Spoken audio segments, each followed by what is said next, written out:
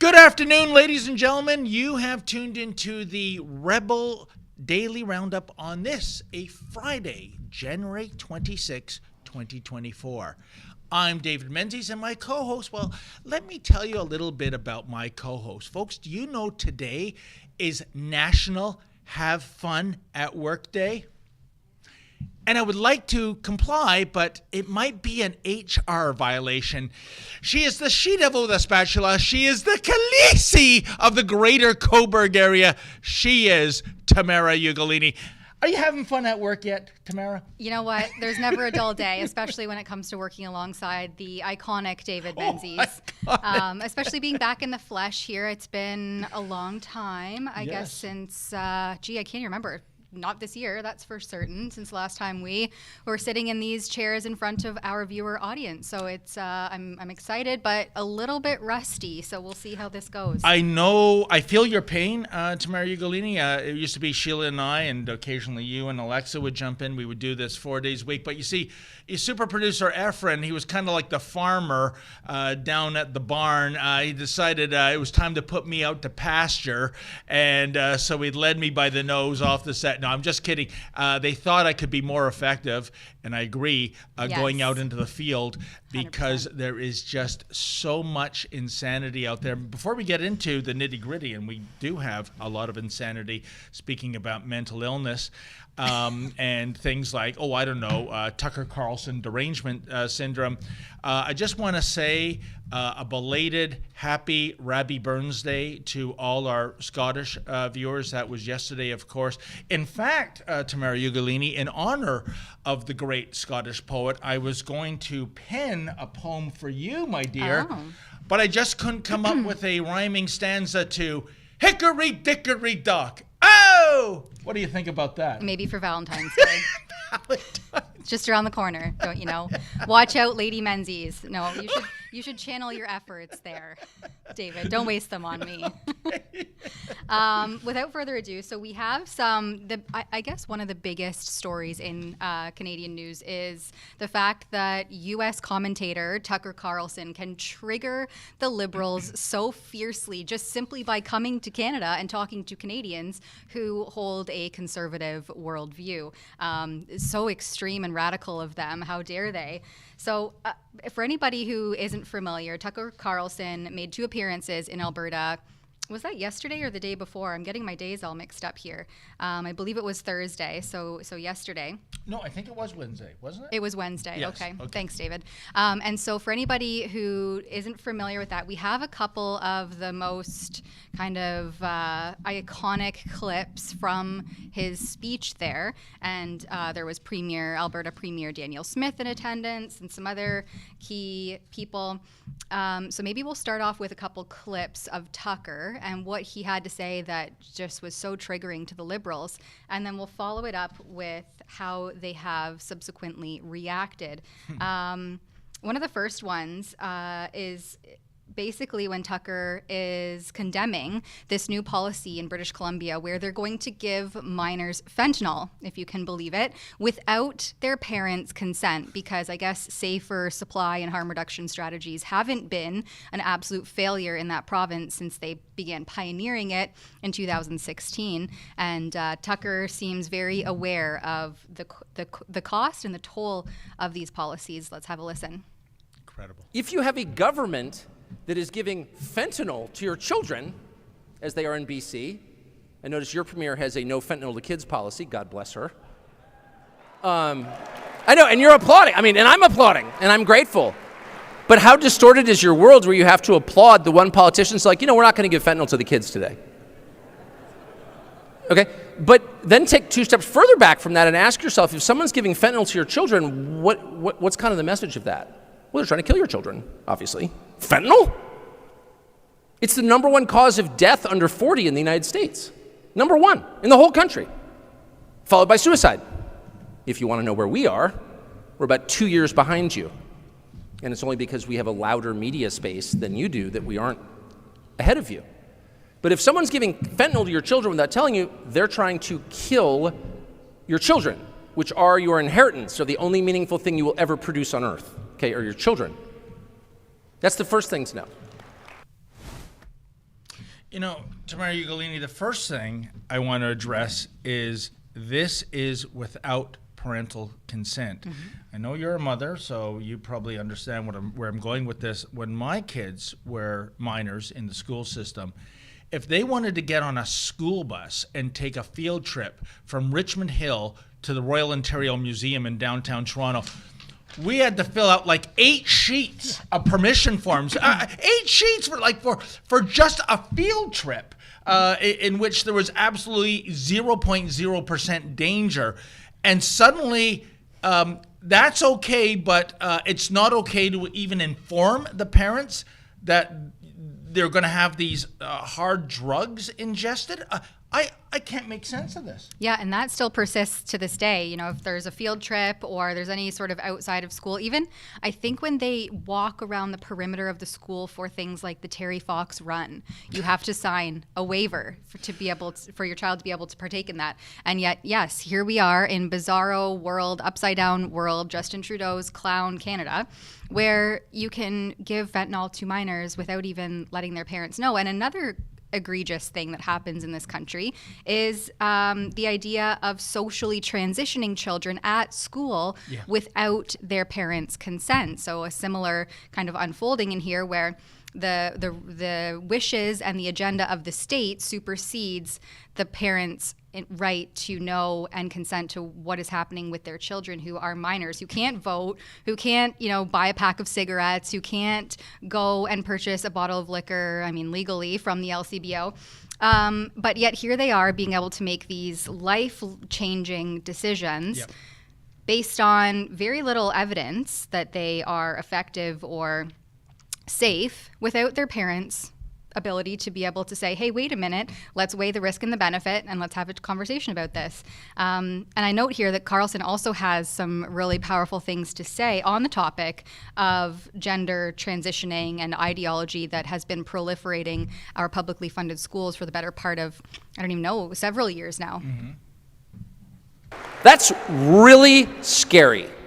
And I don't care how much they dress it up in the passive-aggressive, self-help language of the modern left. Well, it's really about public safety. Every time I turn on your freaking television shows, everything's about public safety, which is a euphemism for hard-edged fascism, actually. And frankly, I'm a little bit more comfortable with the old-fashioned variety, where guys in tight uniforms goose-step through your town, because at least you know who you're fighting. And you know what it's going to take to liberate your town. Get rid of these people and everything will be okay.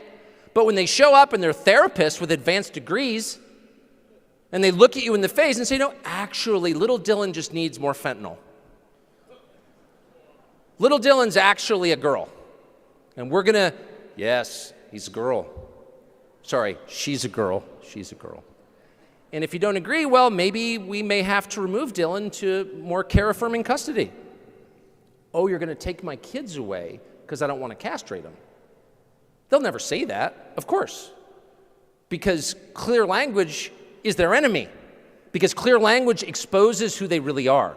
They're not people who are trying to help you. They are people who are trying to hurt you. Anyone who goes after your children, anyone who encourages you to have fewer children is trying to make you extinct. It's literally that simple. And it's only in the advanced West that we don't see that. Try that crap in Bulgaria. Try that in Serbia. How do you think that would fly in Serbia? We're just going to give little Voldak some fentanyl. And we think, he may be, you wouldn't even get to the next sentence before you got shot. Because you're trying to kill someone's kids. And your average Serb, whatever you think of them, doesn't have generations of therapy talk that acts as a logical intermediary in his brain and prevents him from seeing what's actually going on here. They're trying to kill my kids. I'm the father. I won't allow it. I'll lay my life down to prevent it. It's literally that simple. You can hear the cheers in the crowd when he says that, too. 100%. Tamara Ugolini, Bulgaria is looking really good as an exit strategy country for me right now. And I got to tell you, right off the bat, Bulgarian feta is my favorite feta cheese. I'm so sorry to my Greek friends. I know you're yelling at me now, but I just call him as I see him. But the thing is, he's onto something, and he didn't get into the indoctrination part, Tamara, because if you look at schools right now, the kids in schools, there have been polls that are showing that over 20% of students identify as part of the LGBTQ spirit unicorn community.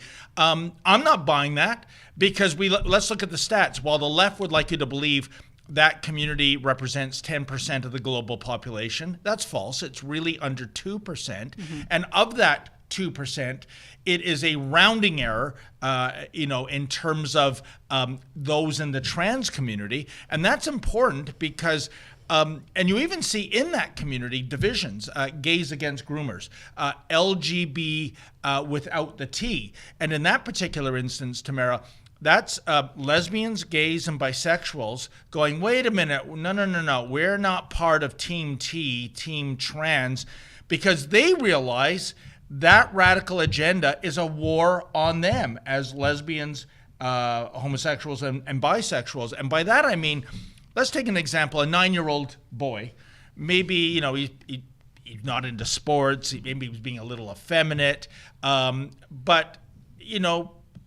right now, a lot of people would say, see, Johnny, that's really a woman trapped in a man's body, or a girl trapped in a boy's body. We got to get the puberty blockers out. We got to prep him for genital surgery.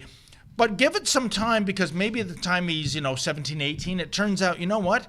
He's just a gay guy, mm-hmm. right? Mm-hmm. But if we listened to the woke mob on this, we would have sliced and diced his genitals, put him filled with chemicals, and made him go through life as a pretend girl. I mean, I'll tell you, Lady Menzoid back in the day, I mean, she was the ultimate tomboy. She was climbing trees. She would tear the heads off Barbie dolls. Now, I mean, if she was born now, right, if she was living now as a child, she would, probably she wouldn't be a woman anymore. Or if she married me, I think of the Bee Gees song, More Than a Woman to Me, if you catch my drift. But this is a problem. The indoctrination and the idea, I think, Tamara Ugolini, that being trans is cool. Absolutely. It's a social contagion. Everybody who condemns this, and if you look at the detransitioners, as they're called, as they become mature and have their rational brain develops, that frontal lobe, it's not finished developing until well into your 20s. And so as those psychological changes and that maturation occurs, they say, wait a minute, what am I doing here? This is, and they're also reeling from the health effects and the fallout of hormone replacement therapies and the devastation that wreaks on their bodies. And they're saying, I made a big mistake.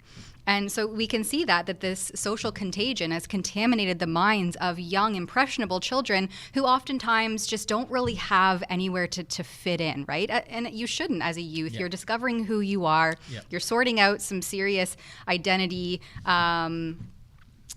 figuring out who you are as a person, what your identity is going to be, what you stand for, and to shoehorn these children who are naturally just trying to figure out where they fit in their life and in society, to shoehorn them into these labels and cause this kind of permanent damaging issues onto their susceptible bodies, telling them, oh, no, this is reversible. You can come back from this. Just go off the hormones. Everything will go back to normal. No, that is a fabrication. That is false and misleading and is not upholding the cornerstones of medical ethics, which is informed consent and informed choice. And it's really sad. I'm glad you brought up the term medical ethics. I hope that's not an oxymoron these days, especially post-COVID, Tamara Ugolini. But here's the deal. As they say in this business, when you're looking for motivation, always follow the money. Mm-hmm. And the fact of the matter is, folks, this gender-bending surgery represents billions and billions of dollars of new revenue streams for hospitals, especially private hospitals. And to Tamara's point, if you realize you have buyer's remorse, that your depression didn't turn around by pretending to switch your gender, hey, we'll undo it or try to, and that'll be another X number of thousands of dollars you're going to have to pay.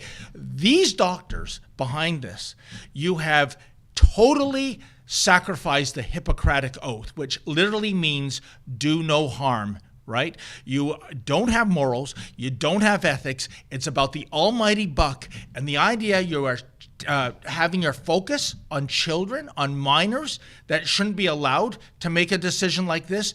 You are absolutely despicable, and shame on you just because, you want the latest BMW F-Series car. Despicable. People sometimes say, well, what does COVID have to do with the trans issues, have to do with safer supply and harm reduction?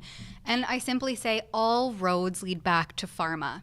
Look at the monopoly that pharma has on all of these seemingly separate issues proliferating in our society, and it is pharma and the lobbyists that have that stranglehold on all of this, because they're the ones, as you say, if you follow the money, that are profiting from the crisis that people are facing. And it's the vast majority of people can't seem to make it through the fog enough to see past what's directly in front of them and say, hey, wait a minute, who's responsible for this and who's profiting from it? Because from what I gather, all roads lead back to pharma. And Tamara, on that point, how many new billionaires, that's billionaires with a B, were minted in the pharmaceutical industry due to COVID, right? Oh, yeah. I don't have the precise number, but we know they're out there. Can you imagine? We're all in this together. Really, Joe's toy store has to shut down and probably be rendered out of business, but the guy peddling this poison is going to be on Billionaires Row. What a disgrace. Mm-hmm. And now, in reaction to Tucker Carlson's lamented appearance, the Liberals have had a complete meltdown about this. I'm loving it. They're so desperate. They are so desperate. They're way down in the polls. The Conservatives are leading by a massive majority in this country. There's a sweeping Conservative wave happening, and I think that they're just running scared, and they don't have any ability to formulate their own thoughts, and so they're stuck trying to keep the wheels turning. And meanwhile, you have someone like Tucker Carlson who's speaking logical sense, right? He says in the other clips that we have in his entire speech, where it's this fluffy, flowery language of the left that when you present them with just straightforward speak, no fluff, no BS, they just melt. It's like the Wicked Witch of the West, where it's like, I'm melting. And so anyway, we have a couple clips here to share with you that we'll laugh about on the inside. Stephen Guilbeault, he somehow says that he was targeted at the Tucker event. Like, way to play victim. I mean, this goes beyond me and the fact that I was targeted last night at this event. This increases political violence against everyone who runs for office in this country, whether they're doing it at the municipal level, at the provincial level, or at the federal level. As my friend and colleague Randy said, we can have differences of opinion. We can bang our fist on the table when we meet. We can have strong disagreement, but to incite violence against people who disagree with you, that's not how things should be done in Canada. Are you not contributing to the divide by coming out here and comparing Poilievre to this and making this about him? Are you not contributing to the divide by doing that? If your government has been accused, we're not comparing Poilievre to him. I think what You're not? Have you looked at your own advertising from Mr. your Liberal Party? What Mr. Rodriguez just said is he said I'm asking Pierre Poilievre, the leader of the opposition, to condemn those hateful and violent statements by Tucker Carlson. But are you not comparing him to Trump? How are you not comparing? You know, that's a little rich. A couple of convicted criminals talking about violence. You know, Guilbeault, like, you know, in another life was illegally scaling up the CN Tower. And I believe the other jabroni, drunken DWI charge. Yes, DUI, You know, so this is the moral high ground. Are you kidding me? But, you know, Tamara, more to the point, I think. I mean, not even they believe what they're saying. Mm-hmm. This was a horrible week for Trudeau and the Liberal Party of Canada. You had the federal court ruling coming down. You had David Lametti deleting his Twitter account and buggering off. Now there are reports about Trudeau allegedly using a racist term for yesterday. That's right. And this is PR 101 in politics. Change the channel. We had a week of LLL losses right across the board. What do? Let's get people calling, let's get people talking about this hate meister, this uber MAGA type from south of the border, instigating violence against MPs. I wonder, Mr. Guilbeault, how do you define violence? Words or opinions?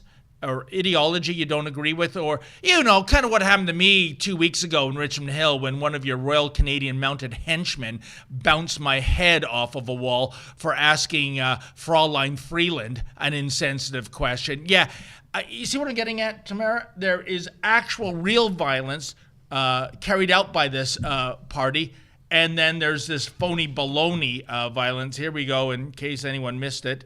And I don't think many did. It went viral for so many days. There you go.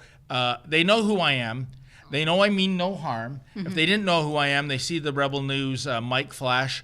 And here I am being arrested for assault, meaning that the Mountie, that cue ball guy there, stepped into me with a clothesline right out of professional wrestling. And, you know, truth be told, Tamara, do you know, I felt him before I saw him. My vision was laser focused on Minister Freeland. I didn't know there was an ambush at play, but I found out the hard way. And one last thing on this.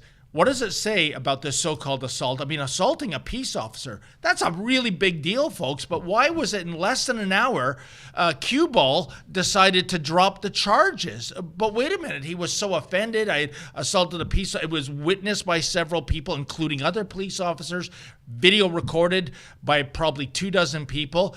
And suddenly, oh, you know what? I guess it wasn't assault after all. But to the point we're getting at, isn't it amazing how these Liberal cabinet ministers feel that they are under assault when no one's even uttering a threat of violence to them? It's unbelievable. It seems like if you critique or criticize or condemn their policy, this is somehow inciting violence and hate. And it's, you know, if you can't take the heat, maybe you should get out of the kitchen, is how the saying goes. Because if you're going to rule through oppressive tactics, as we've seen the Liberals do repeatedly, and that federal court ruling where they where a judge determined that the invocation of the Emergencies Act was in fact unconstitutional, which I guess the Liberals are going to squander more of our taxpayer dollars to appeal.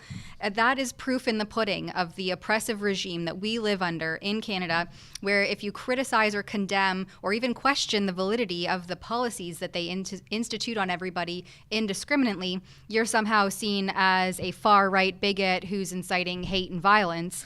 And I guess that's what the entire basis of Tucker Carlson's event was, to say what is going on in Canada. Like, this is not okay. Look what you're up against. Everybody who is a dissident or questions this is being silenced, suppressed, slandered, basically. I mean, look at that. I would call that, you know, a slanderous statement to say that this event somehow incited hate and violence, because from what I could see, there was nothing further from the truth. So, and you know, that's the way the Liberals go. I loved your description of, you know, they're like so many wicked witches of the West, you know. By the way, I don't mean to get off on a tangerine here, but even as a kid, this bothered me. You're the wicked witch of the West. You have all these incredible powers, and your only Achilles heel is water. Yeah, so in my castle, I'm going to have buckets of water everywhere. It's kind of like Star Wars, the Death Star, right? It is completely an invulnerable death machine, can eliminate planets even. You know what? There's just this one little design flaw. It'll be a 1 in a billion shot, but it can blow up the whole weaponry. Let's just ignore that and go on. But I will say this, in defense of the Wicked Witch of the West, her dying statement is how I feel every day, especially during the COVID years, which is this: what a world, what a world. Wicked Witch, I feel your pain. So profound. Okay, let's go to another clip. So standing beside in that last one, that was Environment Minister Stephen Guilbeault, and he was joined there by Transport Minister Pablo Rodriguez. We have another clip here of Pablo to share where he, I guess, stands up against division by calling for Poilievre to condemn Carlson's presence in Canada. Condemn. You brought up Pierre Poilievre's name in your comments. I mean, is this going to be your strategy effectively going forward, is tying Pierre Poilievre to Trump? He wants to be Prime Minister of this country. What happened last night is not acceptable. Is he going to condemn that? If he wants to run for Prime Minister, he should have the courage to condemn those. It's not acceptable in our country. Going to be your strategy? People attended, sir. I mean, what do you make of the fact that there is an audience for it and for their perspective? Well, as I said in French, the extreme right politics don't ask the question if it's coming to Canada. It's already here. Is this and they're bringing it. Oh my goodness. You can see what the gears in his head, Tamara Ugolini. Is anyone buying this? Well, I love that there's actually a media presence there that is kind of starting to push back a little bit. That's actually refreshing for me to say. But when they're using things like not acceptable, remember when Trudeau said that there was a fringe minority with unacceptable views on its way to Ottawa to protest the COVID mandates? And we ended up discovering that that was not at all a fringe minority. That was what the majority of Canadians, how they felt and what they wanted to see, and they supported it.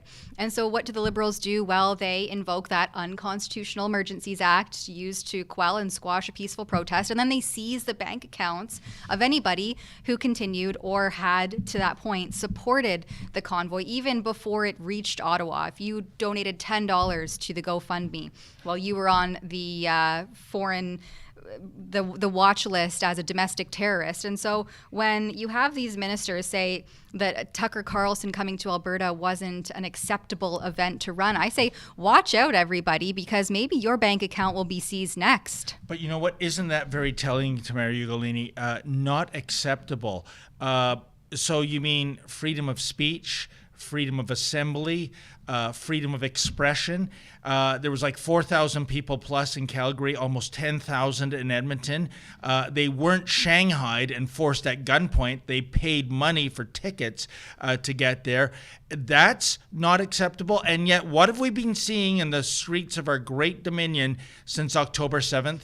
Pro-Hamas hooligans calling for the death of Jews, the vandalization of Jewish-owned businesses, genocide, the annihilation of the state of Israel.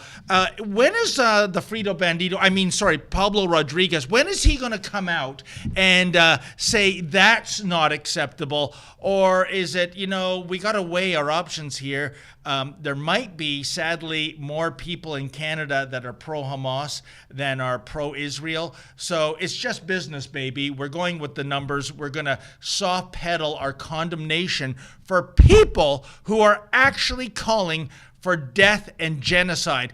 That's okay, according to Pablo, but you get together in an auditorium and you listen to Tucker Carlson. That's not acceptable. Give me a break, Tamara Ugolini. Yeah, you listen to Tucker Carlson speak some realness, and this is somehow twisted by the Liberals who are melting into inciting hate and violence. Maybe we'll just show this last clip because it's the Prime Minister himself who is claiming Poilievre is trying to appease Putin apologists like Tucker Carlson. Can you believe it?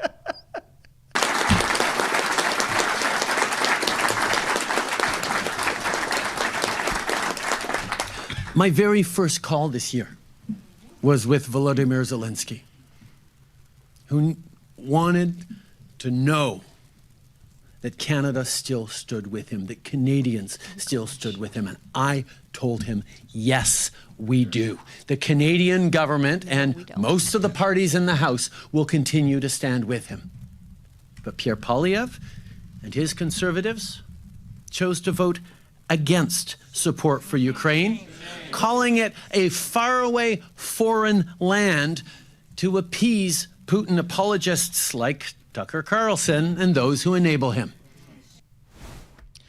Yeah, but the only thing is, Tamara Ugolini, it is a faraway foreign land by definition. It's not on our border like the United States of America. You know, this is clearly Trudeau pandering to the Ukrainian vote. There was a huge Ukrainian-Canadian community. You know, I used to play, when I got my start in journalism, I was in St. Paul, Alberta, and there was a little village called Murnum. And I was the goalie. That was the first unique thing. The second unique thing, I was the only non-Ukrainian player on the team. So I get it. A lot of Ukrainians out there. But it's just like, you know, when I got assaulted, folks, that was at a 4th year anniversary vigil for the Ukrainian airline that was shot down. 55 Canadians, 30 permanent residents on that, most of whom were of Persian descent. And that was blackface reaching out to the Persian community with a nothing burger, by the way. We're thinking about putting the IRGC, you know, the assassins on the terror list. Give us some time. It's been 40 years, for God's sakes. So you can see he's going into all the silos because in about 18 months or so at max, you know, we're going to have an election. Trudeau can only rag the puck until October of 2025. And this is him pandering because you know what? And he's going after significant numbers, especially with Ukrainians in Canada, because we know where he is with the trans community. He's all down there, but you know, that's not any kind of critical mass out there. What are your thoughts, Tamara? Well, when he says things like Canada stands with Ukraine, and he's coming at that as a fringe minority government, whereas most Canadians are struggling in our current economic landscape to feed their families, heat their homes, buy fuel for their vehicles just to get to work. And then I just found here, and I'm sure there's another announcement that's more up to date than this one, but this comes from a September 22nd, 2023 update. And if you scroll down just past the last set of bullet points there, it says, today's announcements bring Canada's total committed support to more than $9.5 billion in multifaceted assistance to Ukraine since the beginning of 2022. I think if you just scroll down just a little bit more there, just above the quotes, yep. Just down a little bit more. Today's announcement, there it is. $9.5 billion in multifaceted assistance to Ukraine. No, Canadians are saying, no, let's figure out what is happening here at home with our various crises taking place, from the drug crisis to the housing crisis to the cost of living crisis. Why are we sending $9.5 billion to Ukraine? Yeah. Canadians, no, as a fringe minority government, this does not represent the majority of Canadians who are saying, wait a minute, this doesn't make sense, and we need to figure out our problems at home first. And you know, the other thing, Tamara Ugolini, that really makes my spidey senses tingle about the Ukraine situation is their president, Zelensky, who has come out to publicly attack Donald Trump. I think this is a terrible piece of strategy. I fully expect Trump, barring assassination, is going to be the next president in the United States. So the idea that this man being the recipient of all these billions of dollars is in the Biden camp, and look what Biden has done in the last 4 years. If you're an American, as always, when it comes to an election, you have to ask yourself the question, am I better off today than I was 4 years ago? I think unless you're in the pharmaceutical industry, I think it's almost 100% going, no, it's buyer's remorse. Mm-hmm. So I do not appreciate this man's brand of politics. Yeah. Now, I just have one more clip that I think we should share before we go to an ad break. Okay. Alberta Premier Danielle Smith obviously was under fire after this Tucker Carlson event that apparently the Liberals think somehow incited hate and violence onto them simply by just his presence and speaking to a crowd. I think sold out, 10,000 people and 4,000. I would assume that's pretty much max capacity. And here is her response to media being questioned about that. I do want to ask about your attendance at both of Tucker Carlson's events yesterday. This is somebody who has been accused of defending white supremacy, spreading misinformation about the war in Ukraine, as well as making disparaging remarks about women. So why did you believe that this is someone that you should be giving time and attention to? Well, I take a wide range of media requests. I'm told by my staff, 96 individual media events or interviews since I got reelected, 24 press conferences. And I don't do a screening test to make sure that every person that interviews me matches 100% of what I believe, and I don't expect that they're going to that would be an appropriate thing to do. So I take a wide range of interviews from CBC all the way through to alternative media because my job is to get our message out about Alberta. And I told everyone that I wanted to make sure that somebody who has a very loud voice in America knew that we were a partner in being able to provide energy security and energy affordability. And I got that message out. You know, Tamara Ugolini, I think an important point here, and I really think right now Premier Smith is probably the best premier in our entire Dominion. But she will take questions from everybody, even those on, the CBC or the Edmonton Journal who hate her guts and are ideologues and leftist progressives.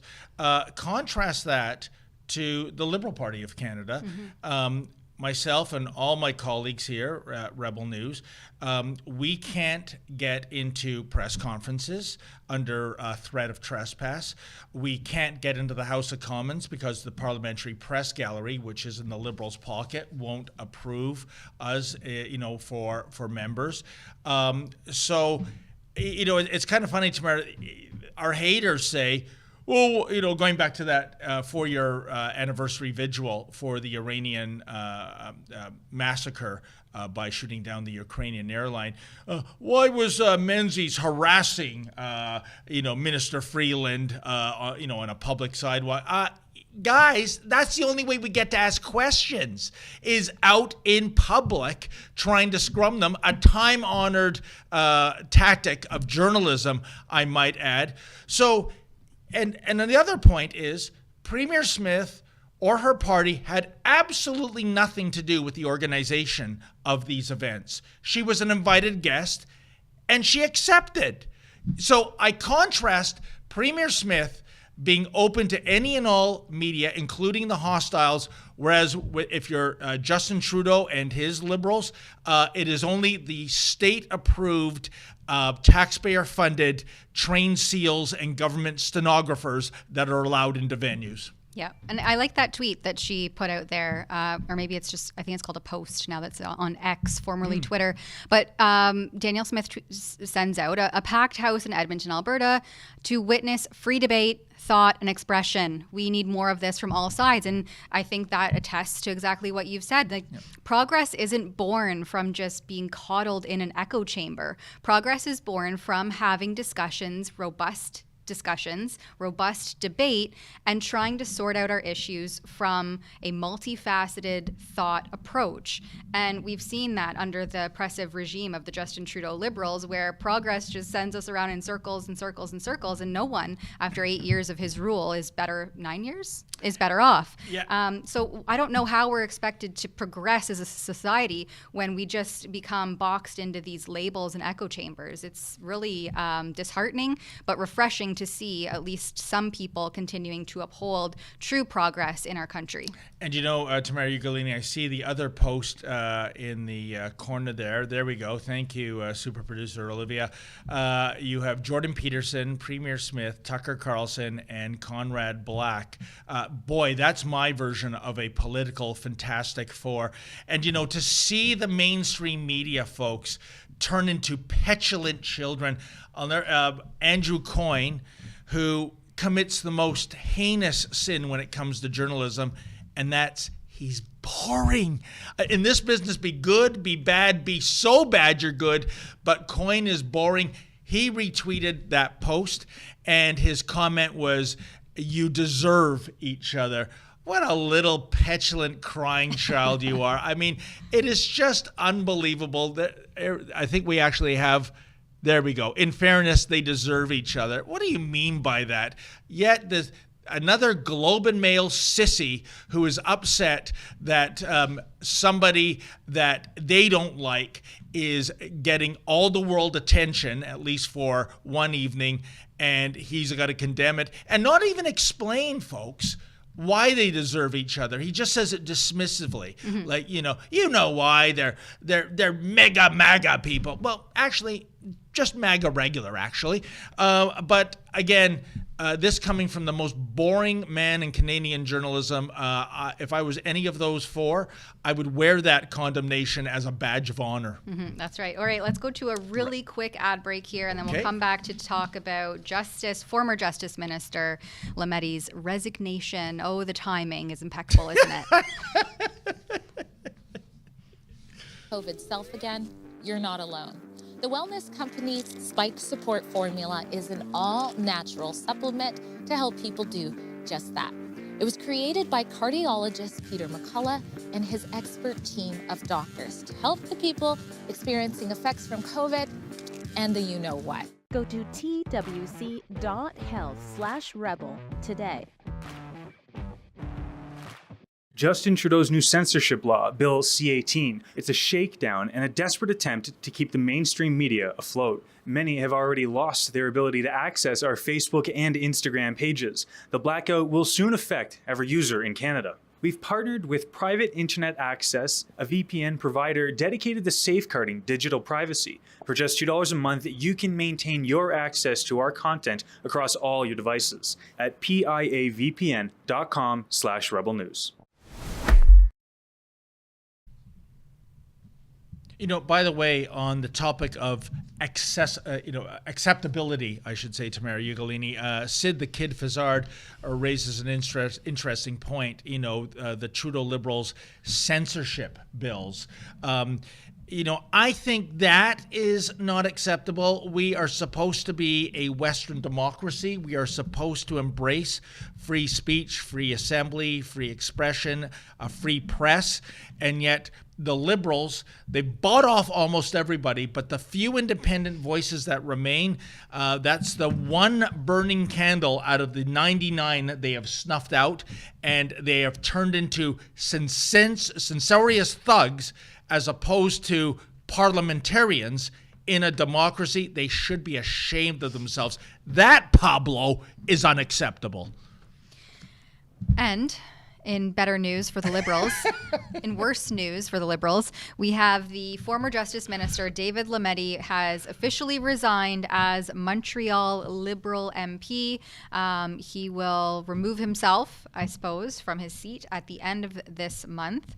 It's just, if we're reading down this National Post article here, the second paragraph, he says in his statement, Lametti said it was with some sadness that he is leaving his dream job, but said that his constituents would benefit from a change of voice and style after more than 8 years in the job. I mean, you don't say.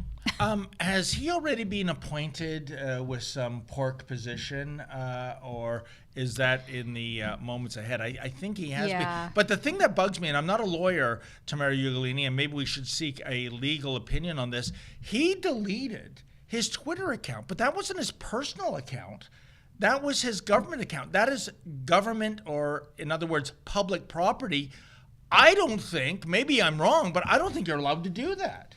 And what was so, odious? What content does David Lametti, post the court decision, not want anyone to view right now? That's just it. This comes a few days after the courts of Canada ruled that the invocation of the Emergencies Act, which was unprecedented, really wartime adjacent legislation, deployed on the peaceful trucker convoy that took to the nation's capital, Ottawa, in January and February 2022. And in response to that, Justin Trudeau, I mean, he cowered in hiding. I think he had COVID then for the third or fourth time, maybe after his third or fourth booster.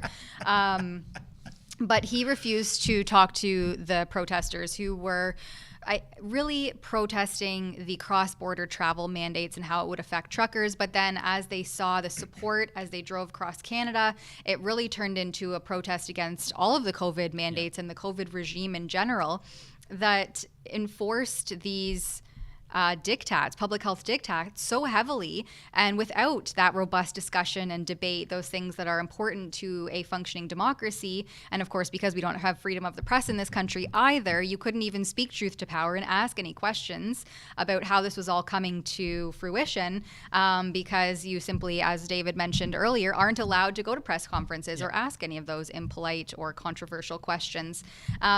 Anyway, those images, by the way, bring back such warm memories, even though that was the coldest Ottawa weather I've ever experienced. I was there for most of it. Alexa Lavoie and Lincoln Jay were there for all of it, thank goodness, because that was history. But you know what? To fast forward to the decision of a couple of days ago, Tamara Ugolini, I truly believe the Liberals were shocked by this decision because that judge was a Liberal appointee, not under Trudeau, but under Chrétien. And they thought the fix was in. This is a Liberal-friendly judge, although I understand he's very well respected in Ottawa across political lines. I am fully confident they expected the judge to rule in their favor, and they were absolutely gobsmacked when the decision went against them. Mm-hmm. And don't forget, Lametti was the Minister of Justice at the time, and he was the one who was urging Anita Anand to bring in tanks against his own unarmed citizens to squash this peaceful protest at the nation's capital, where you would traditionally go to protest your grievances with the government, the federal government. I'm not sure if we can pull up, you can find some of the screenshots, or sorry, it was Marco Mendicino that he was in discussion with. And he said, and they say, oh, we were joking. Yeah. Maybe I'll just put this into the. What a knee slapper! Send in war machines to take care of those pesky freedom fighters. Just kidding. But no. They say in this conversation, how many tanks are you asking for? I just want to ask Anita how many we've got on hand. I reckon that's a good question. I reckon one will do. He says with 2 exclamation points, and this is against unarmed protesters, Canadian citizens. Yeah. This is our Justice Minister, who's now, it's been determined, unconstitutionally invoked wartime legislation to squash a peaceful protest, essentially framing them as domestic terrorists. Yeah, well, right? And you can see the footage for yourself. It's a giant party. And don't forget, people were prevented from in-person gatherings for the better part of 2 years. We're told, stay 6 feet apart. You can only gather inside with 5. And then it was 10. And then it was 5 again. And then it was only if you're vaccinated. And then it was make sure that you ostracize your unvaccinated family members and friends and never allow them into the restaurants, into the movie theaters, into any sort of social public space that's inside. And so Canadians were fed up, and they had been apart and forced isolated for so long that they just wanted to come together and have some good old-fashioned Canadian fun. And then they were framed by this government, this oppressive regime, as domestic terrorists who invoked the Emergencies Act to use unprecedented force on their own citizens. And then at the same time, you have on February 2nd here, the former Justice Minister saying to deploy just 1 tank will do. Yeah, and you know what, Tamara Ugolini, I wonder how many other rats are going to desert this sinking ship. Yeah, I'm looking at you, Marco Mendicino. But now that David Lametti has deleted his Twitter account and he's buggered off to God knows where, all I have to say to this loser is this: tanks for the memories. Let's show this Minister of Innovation reacting to this resignation as an MP. Actually, And his before we legacy- play that clip, sorry, I just want to point out too that Justice Minister Lametti has been played a pivotal role in the development and implementation of MAID. That's government-sanctioned euthanasia, medical assistance in dying. And this clip here, the Minister of Innovation doesn't even know the acronym for MAID, if you can believe it. And his legacy after taking over from Ms. Wilson-Raybould? Listen, everyone's serving in their own way. I think Minister Lametti served at the time where Canada were well served by having someone of his intelligence, integrity, and vision. He served in the at the time where the country went to a lot of different things: COVID, the Emergencies Act, the assistance, medical aid assistance for people who were seeking. We call it MAID. MAID, exactly. I was trying to find the right acronym. Yeah, exactly. But he served at very crucial time in Canada's history, and I was saying, I think he will be remembered as a key member of the cabinet during Prime Minister Trudeau's term, but also I think he will be remembered as a very, very significant Minister of Justice and Solicitor General for Canada. Very few of them in the history of Canada have gone to so much as he has, and so for me, he will always remain a friend. And I think Canadians should know in their heart and mind that they were served by someone who has a deep intellect, a knowledge of the law which is unparalleled, and a sense of duty to the country, which is you would want to see in every elected leaders. You know, Tamara Ugolini, it's so perversely amusing, isn't it, how the Trudeau Liberals are so acronym challenged. He can't even remember MAID, which is very much in the news, rolls off the tongue. And yet, Yara Sachs 2 years ago said that honk honk, somebody honking their horn twice, was an acronym. Her words, not mine, folks, for Heil Hitler. First of all, this moron doesn't even know what an acronym is. An acronym is not a sonic blast. It's a bunch of initials that form an actual proper word. Do we have that, guys? Yara Sachs talking about her favorite acronym? Just will you see this rocket scientist in action? How much vitriol do we have to see of honk honk, which is an acronym for Hail Hitler? Do we need to see by these protesters on social media? That's now our Minister of Mental Health and Addictions. Yeah, she got a promotion. And more to the point, Tamara Ugolini, back in December, we went out to cover a demonstration outside her constituency office in the North York area of Toronto. It was the pro-Hamas types. Guess what? Cars were coming by all the time. Honk, honk. Did Yara Sachs, who is Jewish, I might say, maybe that's neither here nor there, but did Yara Sachs condemn the pro-Hamas people for their Heil Hitler acronyms? Because I'll tell you, there's been a whole lot of Heil Hitlerin going around when you go to these pro-Hamas demonstrations. Unbelievable. And speaking of which, we have a video here of Trudeau saying that having Liberal MPs form a pro-Hamas caucus within the party is a strength because, as always, I think that, he thinks that diversity is our strength.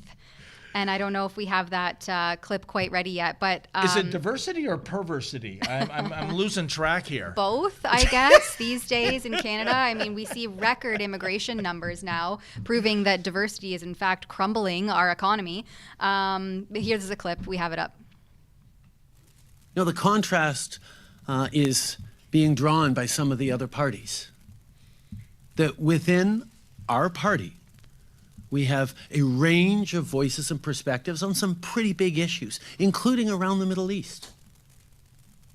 But of course, Canadians hold a range of views and perspectives on such difficult issues, and it is really, really important, and indeed it's a great strength of this party that here in this room we can have deep and serious and difficult conversations about how to move forward, how to support Canadians, how to protect and support democracy and people and civilians and innocents around the world as we build a better future for everyone. Having those difficult conversations, being able to have conversations in this room that are the reflection of conversations that need to be having across the country is a strength, not a weakness. And anyone pointing to that as a weakness does not get Canada.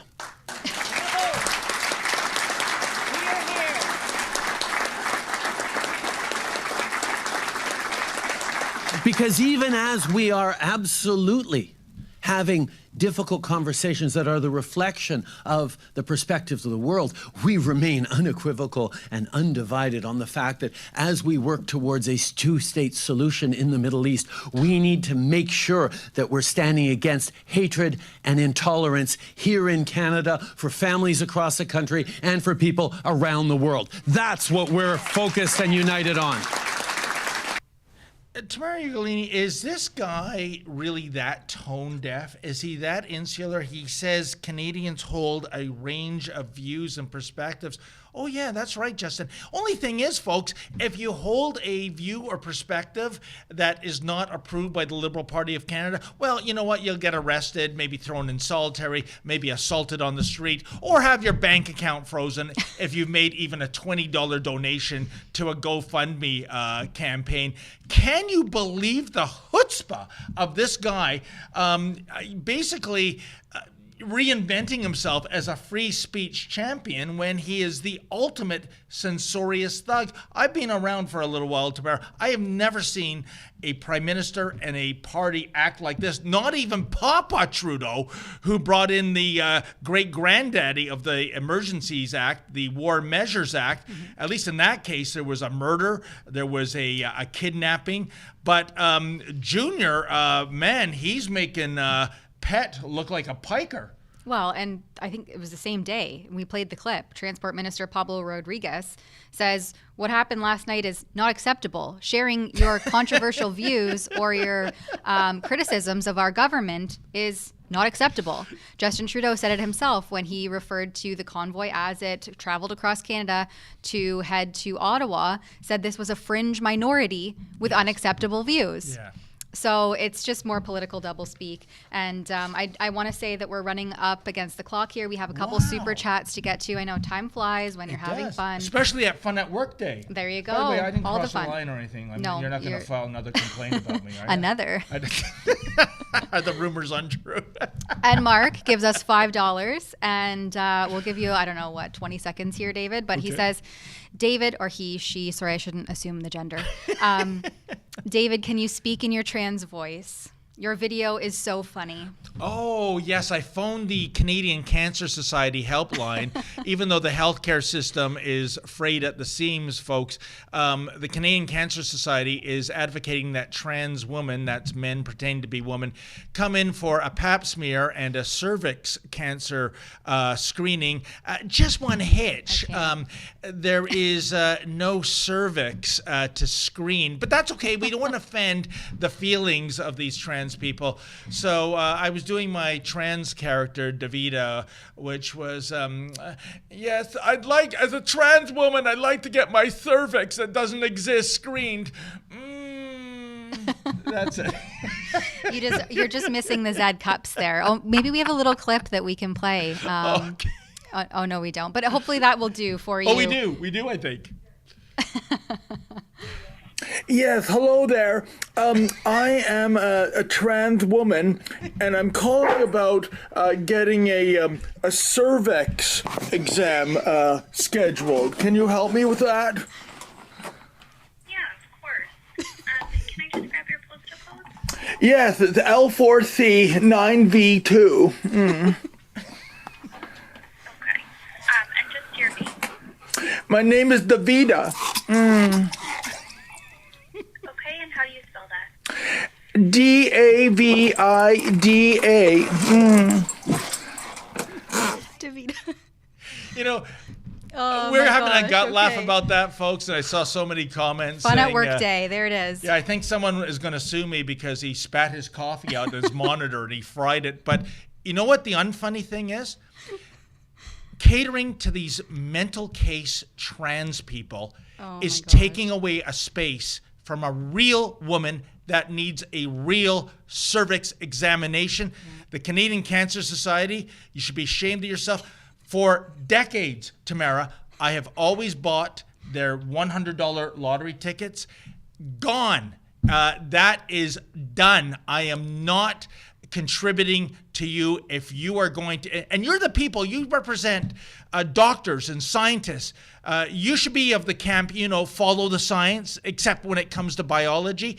Forget it. Canadian Cancer Society, I am done. You aren't getting a nickel of my money moving forward. That's just it, though. Money talks, right? Yep. That's what we should be doing. Put your money where your mouth is and support those who are not bending the knee to this insanity. Exactly. Ulta Peasley gives $10. Thank you very much.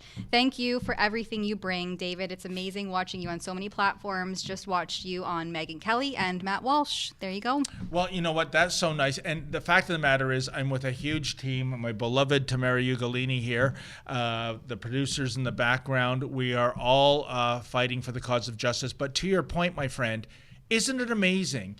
Matt Walsh and Megyn Kelly this week were featuring the transanity in the pool, or the perversity in the pool, as I call it.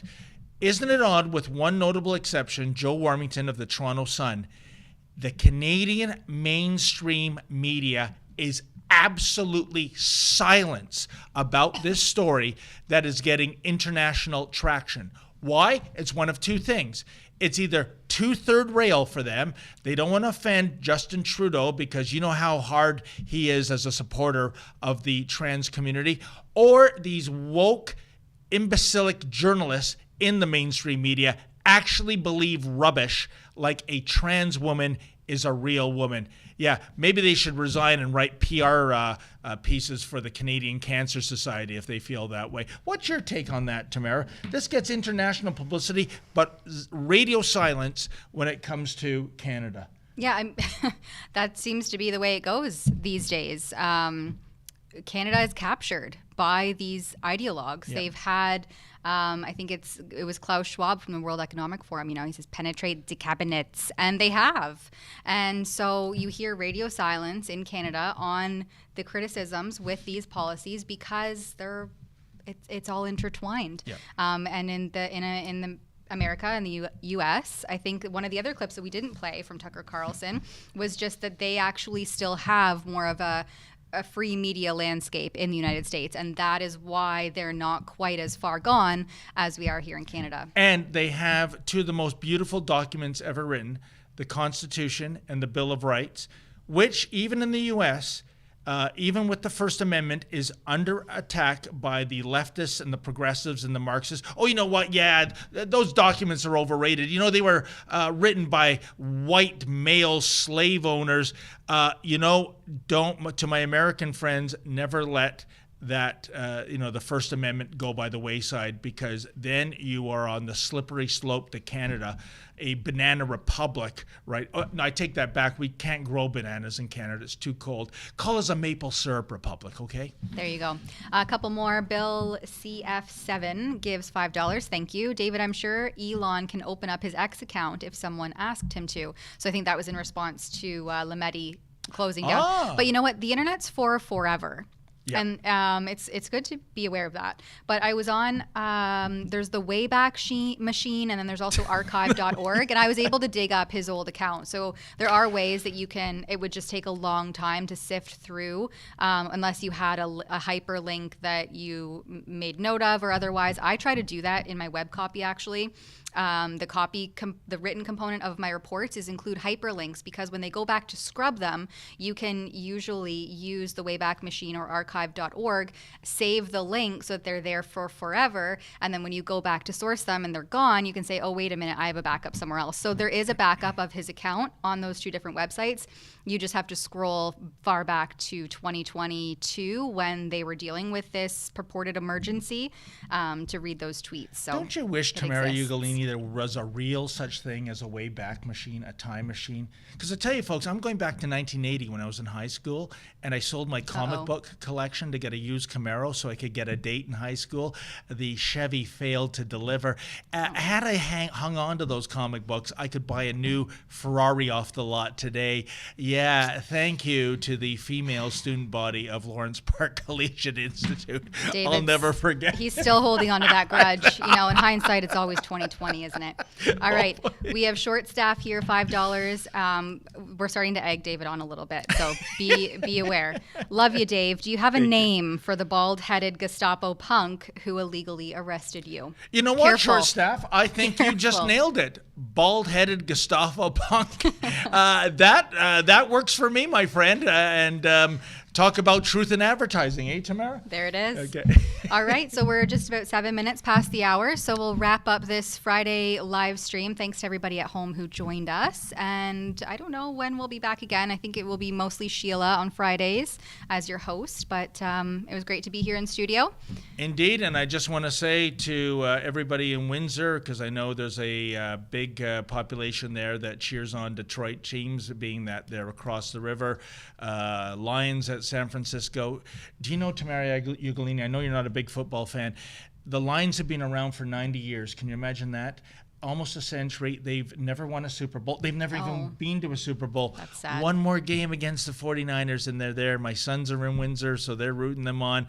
So please, let's end the misery. Let's see those Lions progress. And I got to tell you, you, my friend, are a lioness in your tenacity.